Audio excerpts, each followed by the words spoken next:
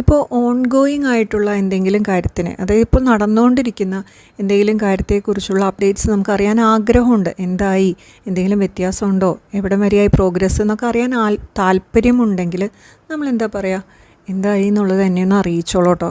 അപ്പോൾ അതിന് നമുക്ക് ഇംഗ്ലീഷിൽ ഉപയോഗിക്കാവുന്നൊരു ഫ്രേസാണ് keep me posted. For example, നമ്മളൊരു പ്രൊജക്റ്റിൽ വർക്ക് ചെയ്തു, അത് സബ്മിറ്റ് ചെയ്തു, പക്ഷേ അതിൻ്റെ റിസൾട്ട് നമുക്ക് നേരിട്ട് അറിയാനായിട്ട് സാധിക്കുന്നുണ്ടാവില്ല, ഒരു മീഡിയേറ്റർ ഉണ്ടായിരിക്കാം. അപ്പോൾ നമുക്കിങ്ങനെ പറയാം, I M waiting for the clients feedback, keep me posted on any updates. എന്തെങ്കിലും അപ്ഡേറ്റ്സ് ഉണ്ടെങ്കിൽ എന്നെ അറിയിക്കാൻ മറക്കരുത്, അല്ലെങ്കിൽ എന്നെ അറിയിച്ചോളൂ കേട്ടോ. അല്ലെങ്കിൽ ഇപ്പോൾ നമ്മൾ എന്തെങ്കിലും റിസൾട്ട് അനൗൺസ്മെൻറ്റ് നമ്മൾ കാത്തിരിക്കുകയാണ്, അപ്പോൾ നമുക്ക് അറിയാൻ ആഗ്രഹമുണ്ട്. If you here anything about result announcement please keep me posted, എന്നെ അറിയിക്കണം കേട്ടോ.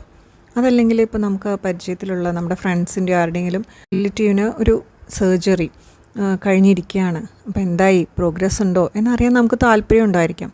How is your mom doing after the surgery, keep me posted. Okay, അതായത് you are asking someone to update you with information.